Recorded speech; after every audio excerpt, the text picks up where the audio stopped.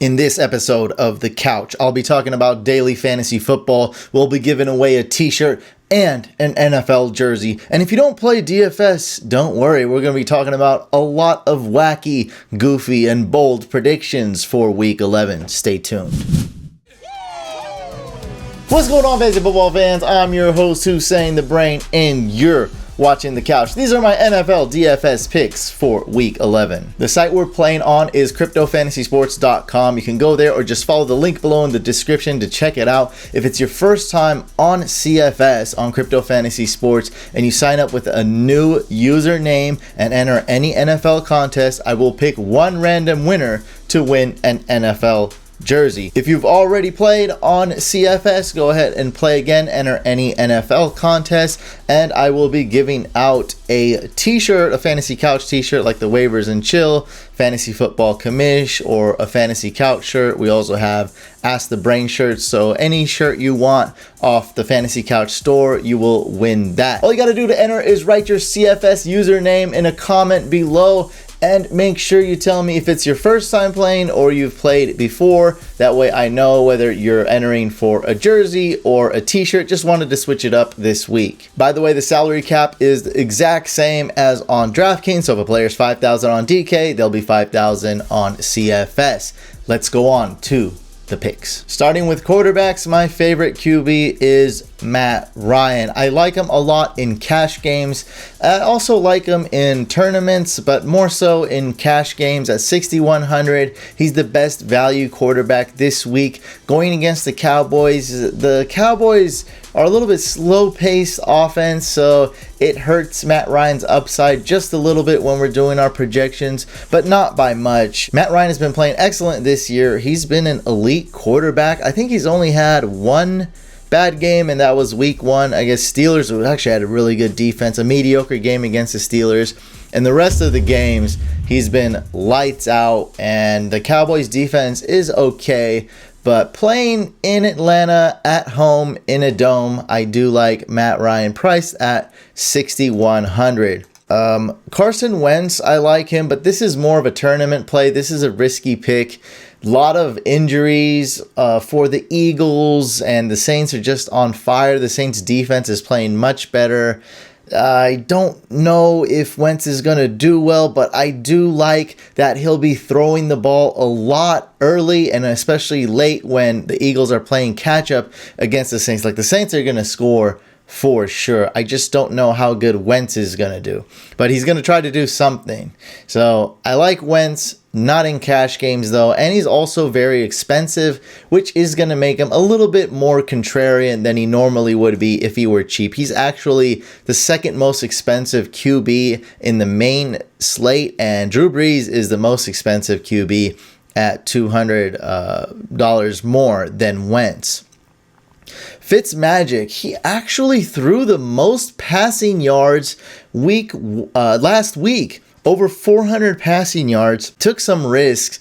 There were some weird plays. I'm not saying like nothing was Fitzpatrick's fault. That's not it. But he did play well, but no touchdowns. It's a little bit unlucky, and I don't really like the word luck, but I'd say it's more of an anomaly than the norm to be slinging it like that, to have a good amount of success, and the team just to fail you that bad. And he also failed himself to some extent, but he's got a good matchup, okay? And I really do like him. I think he's one of the best value quarterbacks. It's just when we compare him to Matt Ryan has a high floor. Matt Ryan is much more reliable, and there's just not as much trust in Fitzpatrick. So why I like Fitzpatrick, good matchup, much cheaper, and a lot of upside, and he might be more contrarian. Like, if he did really well last week, let's say he threw just two touchdowns, would have made him elite status last week, I think a lot of people would pick him. But because he didn't have a great game last week, a bit of a disappointment, he's not going to be as owned as he would. And this may come as a little bit of a surprise to you, but instead of going with Dak Prescott, who just really doesn't have much upside this year at all, like absolutely not. I'd say he has no upside unless he gets rushing touchdowns. I just don't see it happening. And I just got to go with the stats. Look, the matchup is great, but I would rather go with Eli Manning because Eli Manning has a reason to throw the ball. He's going against a good matchup here against the Buccaneers. They don't have a good defense, and I do see the Buccaneers scoring against the Giants, so it could be a bit of a shootout here. Could be a bit of a high-paced game.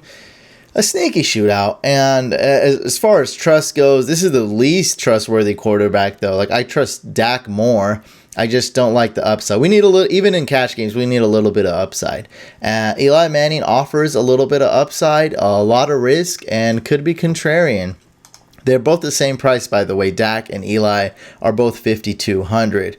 And I have to mention this because this is one of the biggest news going on right now. Joe Flacco is doubtful, highly unlikely to play. And I believe Lamar Jackson, he had, what was it, like some stomach virus, something like that, but he should be okay. So it's either Lamar Jackson or RG3 starting. We don't know which one. The Bengals and the Ravens are playing games right now with AJ Green being out, then doubtful. Flacco not needing to practice, then being doubtful, and we don't know if Lamar Jackson's going to start or RG3 or both. This could be crazy. It could be a 50-50 split. All I'm going to say is I think Lamar Jackson's going to start. If Lamar Jackson starts, he should get basically 100% of the snaps, but I really don't know.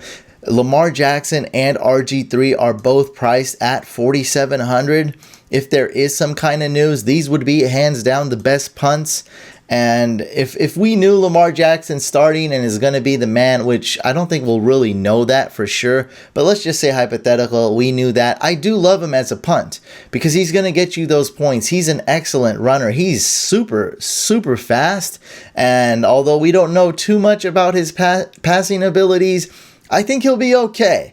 If he can not turn the ball over a lot, I think he'll be decent, and the rushing stats is what really gets you going as far as fantasy points goes for quarterbacks. Only 4 points for a passing touchdown, 6 points for a rushing touchdown, and you get so much. He eats up so much yards when he takes off. He's so fast that he's going to get you a ton of rushing yards. For 4,700, it's super cheap. Can't really say in a cash game I'd go with him because, like I said, we don't know if he's going to be like the true starter. Watch Lamar Jackson start, play 2 snaps, and then RG3 play 11 snaps after that and take 2 full drives. Like, we don't know what's going to happen, but I had to address that and their price.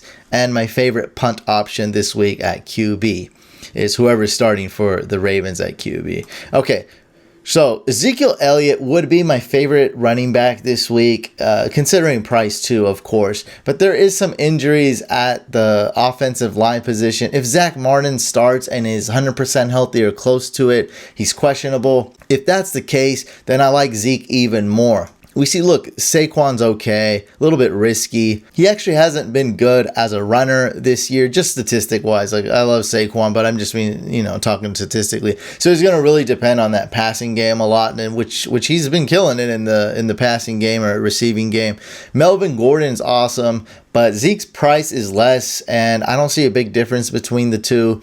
And great matchup against the Falcons. And this Amari Cooper move, man, is really helping out the Cowboys. They're making a really strong playoff run here. Zeke's very durable. Not that we care about that in DFS. I'm just making up excuses to pick up Zeke. I like it. That's what I'm supposed to do, right? I'm supposed to argue for my picks. That's the point of this. Okay, 7,500 David Johnson. Try to find a reason to hate on him. And other than him being a little bit risky, there's just no reason to hate on him. He's got the best matchup. Like, who's a better matchup? I guess if he's playing against the Cardinals, his own team. Going against the Raiders, I can't think of a better matchup. A game the Cardinals should win by a field goal or more. A game that the Cardinals should move the ball at least kind of easily, and David Johnson should be heavily utilized regardless of the game script. He can catch, he can run, his price is right. Man, I do like DJ 7,500. There's just no reason not to like him, and with Gurley not in the main slate, I think I like DJ in all formats, cash or GPP. James Conner, wanted to talk about him. Very big mystery what happened. They say it's a concussion, but no confirmation. If it was a concussion, he did go in the tent last week during the game. We don't know what's going on. All we know is 99.99% chance James Conner's going to play. And if he is, I like him. Jags D has been very good, but the Steelers have been a very, very good team. Steelers, I believe, hands down, like easily is a top 5 team in the league. And what is, just saying team is good isn't necessarily translating into fantasy points for one player, but that means their defense is good. That means they score a lot of points. Their O-line is good. They're just overall really good. And that bodes well for Conner. The defense should be able to keep him in the game, and they should be able to run the ball and throw to Conner. So do both. I see him being heavily utilized.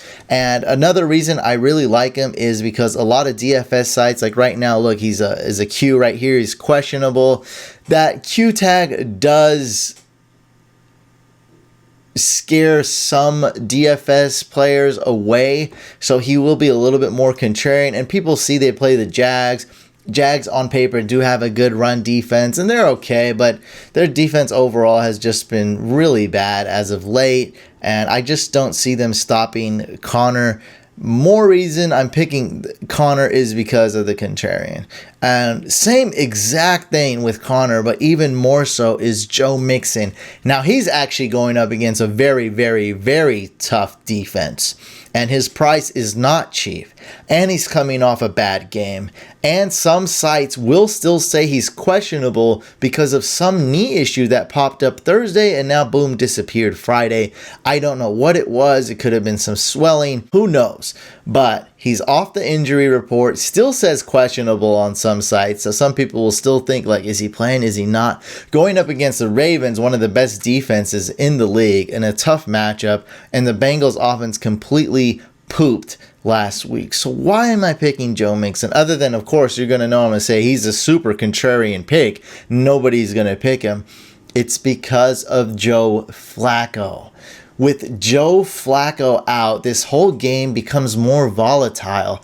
All of a sudden, the Bengals have a realistic chance of winning. Now, I still see the Ravens winning, but the Bengals have a realistic chance of winning. This boosts the Bengals D. This boosts the Bengals' chances of winning, which also boosts Joe Mixon. Now, still very volatile. You want to avoid him at all costs in any cash game. So that's head-to-head, 50-50, double up. Avoid Joe Mixon.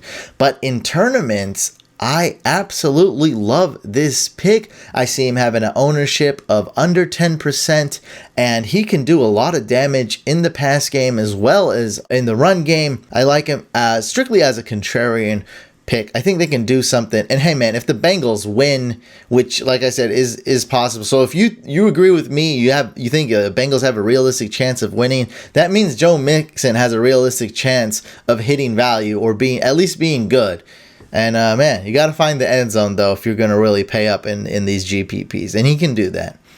Moving on, 5,300, Mr. Tevin Coleman. Absolutely love it. The value is amazing. How is this guy not going to hit value? Look, he is up and down, but the price is right going against the Cowboys. 4,700, Mark Ingram. He gets about, about 13 carries a game, about 2.7 targets per game. So his usage isn't that great, but the Saints team is completely just on fire. Their offense is amazing. Their O-line is really good. I don't like Ingram in a cash game, but I do like him in a GPP if he can get in the end zone. And always say, okay, they had a bad game last week, so they're not going to be owned. But I do have the advantage and pleasure of reading what everyone's talking about, answering questions. And Ingram, guys, is not the sexy pick this week. He's not. There's other sexy picks. Ingram's not it. I don't see him being owned that much, so he will have a little bit of a contrarian appeal, and he does have a cheap price tag. So I do like him in a game where the Saints are heavily favorited. They should win, and in a game where there should be a good amount of scoring as well. Ingram does have a touchdown upside. And I have 2 punts for you this week. One punt, I mean, I'm probably not going to pick these guys that much, but I do like giving you several options. So the 2 punts I do like this week are Ito Smith. Look, Tevin Coleman's the better running back. He gets more usage, but it's about a 60-40 split. And Ito Smith is not going to be owned. Nobody likes him. But in a 60-40 split, if you can get that fluke touchdown, if you can somehow squeeze in and get that touchdown, boom, you just hit value, like just off that one touchdown. And Ito Smith can definitely do that. The price tag is so cheap. Actually, like, I don't know, this argument for Ito Smith, I might have to pick him in a couple lineups now. Okay, yeah, I think I might. The other one I don't like as much, but the price tag is way cheaper. Where is this? $3,300. Josh Adams, the starting running back for the Eagles. Plenty of reasons I don't like him, because you got Clement there, you got Smallwood there, going up against a tough run defense in the Saints. The Saints should have the lead, which Josh Adams isn't really known for his pass catching ability. The game script will take him out the game. All right, there's really no reason to pick up except the price, $3,300. Absolute cheapest guy I would even consider talking about. Probably not going to pick him in too many lineups. Like if I had just had a fire contrarian Fuego GPP tournament lineup and I couldn't squeeze in Ito, but I could squeeze in Josh Adams, I guess I might do it there. So out of 20 lineups, I might have Josh Adams in 1 or 2 at most. So yeah, I guess not. It's not horrible. It's a really cheap price. It's a punt. It's a punt, guys. Lots of options at wide receiver. I'm just going to talk about the ones that I think are very important. I think you got to target this Giants-Bucks game. And you may not want to target it so easily, like Eli, Odell, Mike Evans. You might want to go a little bit contrarian. I know a player is going to blow up on the Giants, like 1 or 2. So whether it's Eli or Odell or Shepard or Saquon, and they're going to have to triple team Odell Beckham if they want to stop him. So it's really pick your poison. As long as Eli has a little bit of time and is comfortable, he's going to make plays. And he's also got Saquon as a receiver. So target this game how you want. Odell Beckham could be the best wide receiver this week. Definitely has the matchup going against Brent Grimes, who's 35, which is, I mean, it's pretty old for a cornerback, but I think you got to be, to defend OBJ, I just don't see a 35-year-old guy who's not that great going up against Odell. That sounds like a matchup nightmare for Grimes. I don't see him doing it. Not going to be able to defend him. And in the Eagles game, I think you want to go with either Alshon, who's more of a cash game play because Wentz is going to need to throw the ball. You want to go with either Alshon in a cash game or Tate. And where's, don't know his price. Golden Tate, there we go, $5,500. I think Golden Tate's more suited for tournaments. He's going to see a bigger role and has the best matchup as far as playing in the slot. We know that the Saints went and got a slot corner in the offseason from the Eagles, and he's out. I think he got injured week 2 or something, maybe even week 1. And the slot corner for the Saints is probably one of the worst in the entire league. Golden Tate is a really good receiver. I think he'll be used a lot more. I absolutely love Golden Tate in GPPs. The price is not good. He did not do good last week. He was barely involved in the offense with 2 catches. And that's why I like him in GPPs. It's got contrarian written all over it. Love Golden Tate in tournaments, especially in a big pool GPP where you got to have at least 1 or 2 contrarians. Marvin Jones has been ruled out. Kenny Golladay, good in cash games, good in tournaments. Now, the effectiveness may not be there, unfortunately, because the Panthers are a good team. They're going to know what to do against Golladay. But the targets will be there, the opportunities will be there, and the price is right. $5,800 is actually very cheap for Golladay, just comparing him with a guy like Alshon, who's $6,300. And I'm pretty sure Golladay is going to get more targets than Alshon. Who else we got? Corey Davis. I like him going against the Colts. He's been good. As soon as Mariota, now that Mariota is 100% healthy, he's been playing very well. Titans are back to winning games, back to scoring. And Sterling Shepard playing in the slot, going against the Buccaneers. I like this one. Like I said, you got to target somebody from this game, I feel like. And my specialty is more with GPPs. They're more fun. I love playing tournaments. And Sterling Shepard, man, 5,300. He's pretty good. I think his upside might be a little bit limited. Like, he's never had a big game, except for that Falcons game. The Saints. Okay. Well, and they're really bad at slot corners, defending the slot position too. So here we have another one right here, Tampa Bay. I guess he does have a little bit of upside. And if they do double Odell, Sterling Shepard, man, single coverage and the slot receiver position where you could dominate, that's pretty good. I like that as a stack, right? If you're picking Eli and then you stack him with Shepard, now you have so much money left over. You can afford players like Melvin Gordon, David Johnson, Christian McCaffrey, Zeke. You can afford all those players. Expensive defense, top-notch tight end. You can afford all those players if you go with a stack like that. Because another stack that's more popular would cost you about $3,000 more, and that's a lot. Difference between a $5,000 player and an $8,000 player. Christian Kirk, okay, in GPP. Maurice Harris is okay with Jamison Crowder out. Who else we got? Oh, I really like DJ Moore. Now, if you want to consider picking DJ Moore, check the status of Darius Slay. Last week, he didn't practice at all, and he was out. Really hurt the Lions' entire team. It was horrible. The Lions, they just couldn't do anything. This week, Darius Slay's been practicing a little bit. He's slated to play. So I actually like DJ Moore a little bit more if Darius Slay is in the game, because Darius Slay should be shadowing Funchess, should shut him down, opening up a lot of room for DJ Moore to do some damage against the Lions. He won't be going up against the best cornerback, regardless if Slay plays or not. And the price is amazing. He's actually been very good. Off to a slow start, made a couple mistakes, and now I think he's really, really good. The stats don't quite show it, but when we're talking about, dang near minimum price wide receivers, he's the king, man. I absolutely love DJ Moore. And if you guys want a super contrarian, this is one of my favorites, Tre'Quan Smith. Lots of really good cheap wide receivers. Tre'Quan Smith is not to be owned in any cash game at all. Don't do it. But in a GPP, I love him, man. I looked, and he's getting the most snaps out of any receiver. He's getting a ton of snaps. He's a starter. They just signed Brandon Marshall. He won't be relevant this week.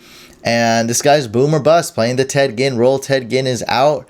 Look, he had a 0 last week, but other than that, he's been getting a decent amount of targets, and Drew Brees is on fire. Just, if you don't look at last week's stats and you think about it, you're going to love Tre'Quan Smith. And this is something you got to train yourselves in DFS, and even in any type of fantasy, season long or whatever. Don't get stuck on last week's stats. But last week's stats does show us his floor. He is boom or bust. And what do we want in tournaments? We want boom or bust. 4,000, you'll be able to save so much money and get those studs that you always wanted. Also, lots of players banged up in the secondary on the Eagles, by the way. So that should help. And, okay, you guys want a super punt? Okay, it's going to get messy here. All right, hold on. Hold on to your chairs. Hold on to your couch. Watch out, guys. We have 3 Raiders players. You take your pick. We have Brandon LaFell, priced at $3,400. That's pretty expensive for a Raider. And I can't even find these guys. They're so cheap. Dwayne Harris. Not Maurice Harris. Dwayne Harris on the Raiders. And and Seth Roberts, probably my favorite, because we know he's going to start. We know he's playing the slot. I think he'll be decent. He always gets targets. He'll reach value, that's for sure. Martavis Bryant is out. He'll miss multiple weeks. Jordy Nelson is trending towards not playing. He is questionable. So literally every starting wide receiver is out for the Raiders. Amari Cooper is out because he got traded. Jordy Nelson's likely out with the injury. Martavis Bryant is definitely out with an injury. So they have to throw the ball to somebody, right? And Derek Carr, it's full PPR. That's also why I like this. Derek Carr hasn't been slinging it down the field, but he's been dinking and dunking efficiently. And there's a lot of dinking and dunking for Roberts to be had this week for sure. We know the Raiders will likely have to throw the ball every week. Tight ends, quite the crapshoot here. Tight end roulette, whatever you want to call it. Who knows who's going to go off? Of course, the best tight end this week is Zach Ertz. Travis Kelce would be it, but he's playing Monday night. He is got the upside and the floor. I think 6,600, although it's extremely expensive, is probably worth it for Ertz. If you're able to save money, and you should with guys like DJ Moore or Seth Roberts, and you can easily afford Zach Ertz, I think it's definitely worth doing that. I like OJ Howard in GPPs because price is kind of expensive there. Jack Doyle, I like him in both formats. More a GPP guy. I think Doyle's a better tight end in Indianapolis. Even though I own Ebron in Instagram Experts League, I like Doyle better. I would trade Ebron for Doyle. I would do it in a heartbeat. Doyle gets more snaps. I think him and Luck have a good connection. It's just Luck, like on a level I've never seen before, really loves to spread the ball. He'll throw it to 3 different tight ends. 4 if they have 4 active. He'll throw to 4 different tight ends. Spread it around with the wide receivers. Like each week on the Colts, you'll see one player you've never heard of score a touchdown. It's really that insane. When other teams can't even score a touchdown. Like that's just how it is. Evan Ingram, we talked about this game a lot, and either you're gonna try to go with Shepard or Ingram, or if you got a lot of salary cap, go with Odell. Got to target this game somehow. I do like Evan Ingram. Bucks cannot defend anything, especially the slot and tight end. They can't defend that. Jared Cook, the Raiders have to throw to somebody. And I really like this guy this week. Ricky Seals-Jones. Raiders aren't good at defending anything. Ricky Seals-Jones, I've seen him improve every week.